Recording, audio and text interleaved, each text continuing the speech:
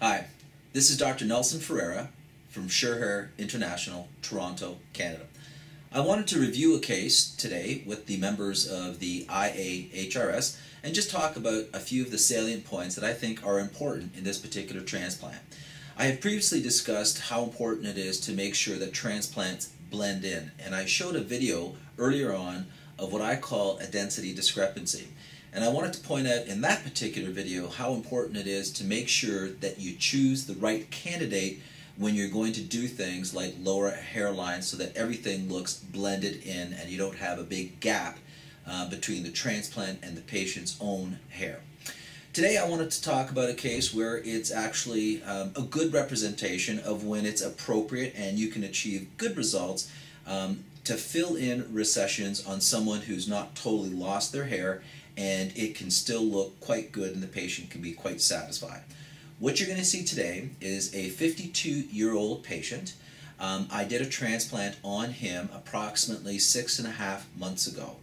At that time, we transplanted 2,859 grafts. You're going to see before pictures of him, and these pictures I've specially outlined so that you can understand exactly what the transplantation plan was for the day. You'll see the black grease pencil. So this particular patient, he's 52 years old. He has a very strong frontal forelock, which means he still has a lot of hair right about here in the middle, and it's actually quite dense. However, when you remove that hair out of the way, you see that he has significant recessions on the side and that he's quite thin behind that area. The pictures you're going to see, a lot of the before pictures, are of him in the chair with the black pencil, grease pencil, outlining some of the areas that we were going to transplant. It's quite obvious. You'll see it just behind the thick tuft of hair that he has in the middle. Now the danger with this kind of transplantation is you have to make sure that everything blends in, that there isn't a significant discrepancy between what the patient has here and what you're going to transplant on the sides, or that can look a bit odd. This patient has a few advantages. First of all, he's 52 years old, so you're not really worried that he's going to be losing a lot of hair tomorrow. Secondly, he has what I would call salt and pepper hair. It's multi-toned. That means that each strand of hair has various colors within it that are a bit white, a bit gray, a bit black, and that kind of multi-tone hair tends to transplant well and gives the illusion of greater fullness.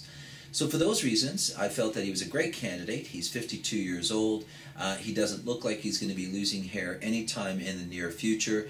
And we planned the transplant to give him the best bang for his buck, so we basically did all the recessions and the thinning area behind the frontal tuft.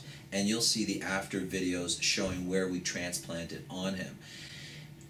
Ironically, when the final results came in, he looks even a lot fuller than we may have expected.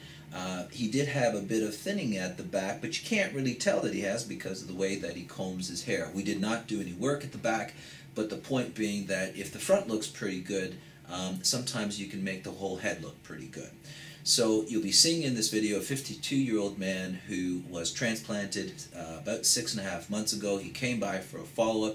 I think he looks great, and I think it's important to keep in mind that he's an excellent candidate for this particular procedure.